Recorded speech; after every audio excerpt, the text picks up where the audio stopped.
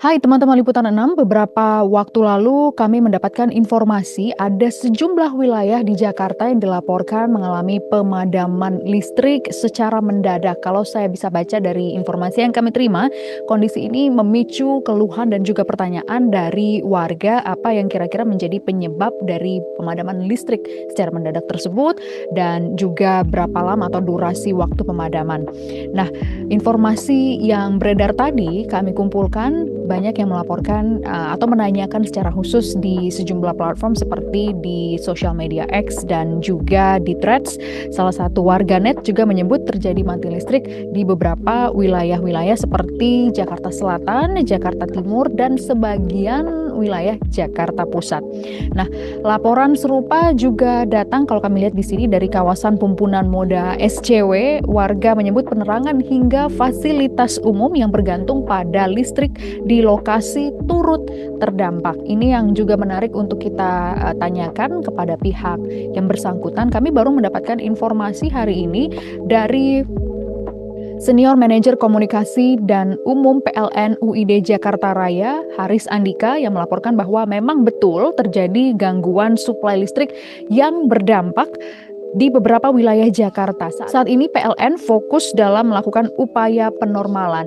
Nah, bagi Anda yang ingin mengetahui update kondisi layanan PLN terkait dengan masalah ini, Anda bisa menyampaikan melalui aplikasi PLN Mobile dan kontak center PLN di nomor 123. Kami akan update lanjutan informasi terkait dengan hal ini. Jangan lupa subscribe channel YouTube Liputan 6 SCTV. Saya Gracia Ben. Sampai jumpa. Pemirsa, operasi basmi ikan sapu-sapu dengan menguburkan ikan yang masih hidup menuai kritikan dari Majelis Ulama Indonesia. Metode tersebut dinilai tidak sejalan dengan prinsip ajaran Islam dan etika hewan. Pemerintah Provinsi DKI Jakarta melakukan operasi basmi ikan sapu-sapu karena dinilai merusak ekosistem sungai di Jakarta. Proses penangkapan dilakukan puluhan orang dan ikan diduga dikubur dalam kondisi hidup. Dalam sehari 6,98 ton ikan sapu-sapu ditangkap dari 5 wilayah Jakarta.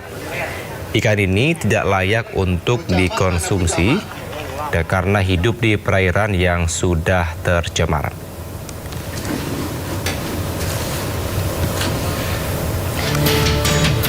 Namun Majelis Ulama Indonesia tak setuju penguburan ikan sapu-sapu dalam kondisi masih hidup dalam operasi pengendalian oleh pemerintah Provinsi Jakarta.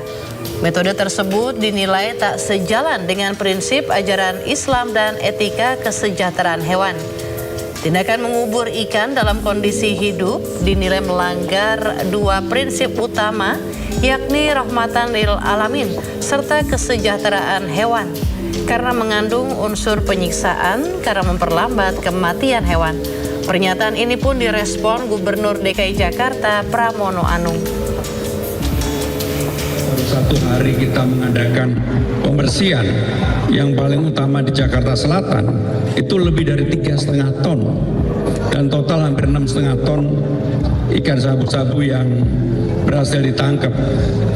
Dan untuk ini tidak bisa kemudian dilakukan secara parsial, kami akan melanjutkan dan secara khusus seperti yang saya sampaikan, Jakarta akan punya PPSU untuk secara berkala membersihkan ikan sabu-sabu di Jakarta. Sebab kalau tidak, maka ekosistem air di Jakarta pasti akan rusak.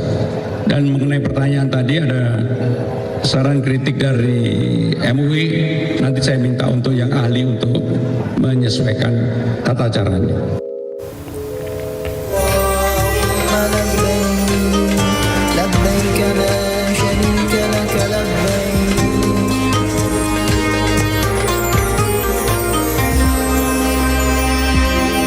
Ya, hasil menabung belasan tahun dari jualan somai, penantian ke Tanah Suci pun tiba. Ya, seorang ibu di Bandung, Jawa Barat akhirnya akan berangkat bersama anaknya yang menggantikan suaminya yang telah meninggal dunia.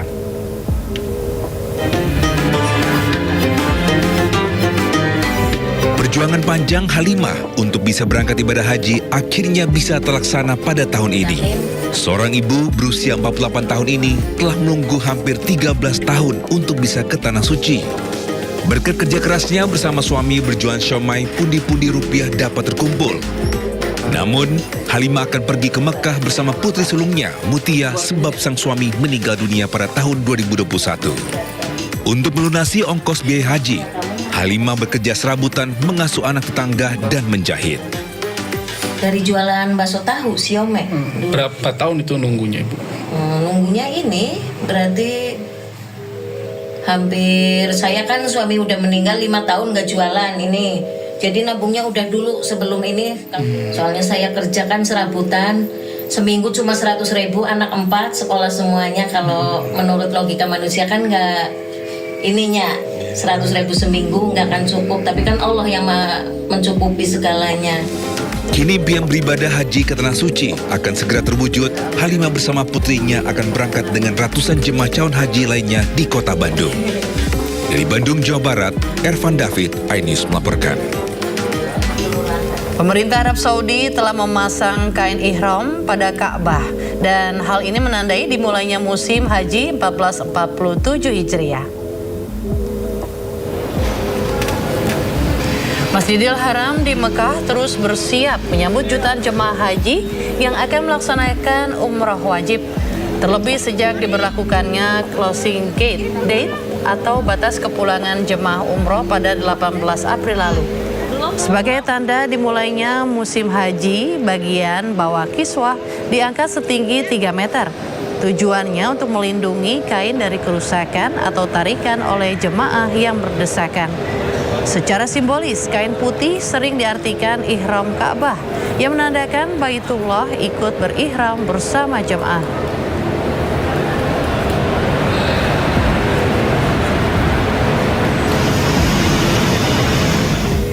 Ya pemirsa, momen haji 2026 resmi dimulai sejak kloter pertama jemaah haji asal Indonesia mendarat di Bandara Amir Muhammad bin Abdul Aziz, Madinah, Arab Saudi. Ya, seperti apa momennya pemirsa, kita ikuti laporan jurnalis Indonews TV, Eti Juwitasari dari Madinah, Arab Saudi. Momen Haji 2026 resmi dimulai sejak kloter pertama jamaah haji asal Indonesia mendarat di Bandara Amir Muhammad bin Abdul Aziz pada pagi hari tadi. Tadi kloter pertama yang tiba berasal dari embarkasi Yogyakarta atau YIA pada pukul 6.35 waktu Arab Saudi. Selanjutnya dilanjutkan dengan embarkasi Jakarta atau JKG yang berkesempatan menggunakan fast track perdana dalam momen haji 2026 ini. Berdasarkan data di website satuhaji.go.id, sebanyak 5.997 jamaah dari 15 kloter akan tiba di Bandara Amma Madinah, Arab Saudi pada hari pertama ini. Dalam penjambutan kedatangan jamaah haji tadi juga disaksikan langsung oleh Dubes LBBP RI untuk Arab Saudi, yaitu Abdul Aziz Ahmad, dan beliau menyatakan bersyukur karena Arab Saudi menambah kuota untuk fast track sebanyak 18%. Artinya jalur fast track ini dinikmati lebih banyak jemaah haji di Indonesia, dan beliau berharap jalur fast track ini nantinya bisa dirasakan oleh seluruh jemaah haji Indonesia. Selanjutnya saya ingin mengimbau pada para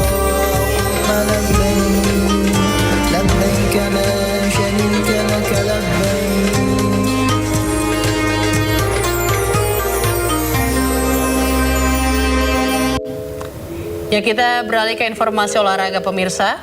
Pimpinan Dewa United U20 membatalkan rencana memproses hukum kasus tendangan kungfu pemain Bayangkara FC U20 di Elite Pro Academy atau APA Super League U20 2025-2026. Mediasi kedua klub berlangsung di Dewa United Arena, Pagedangan, Kabupaten Tangerang, Banten.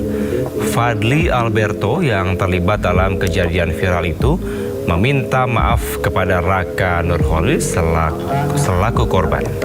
Fadli mengakui tindakannya tidak suportif dan murni dipicu emosi di tengah tensi pertandingan yang memanas. Direktur Akademi Bayangkara FC, Agus Rumekso Carroll, yang turut hadir, juga menyampaikan permintaan maaf. Meski damai secara kekeluargaan, kedua klub sepakat menyerahkan kelanjutan kasus tersebut kepada PSSI dan I-League. Insiden tendangan kungfu terjadi saat kedua kubu bertemu pada laga EPA Super League U20 di Stadion Citarum akhir pekan lalu.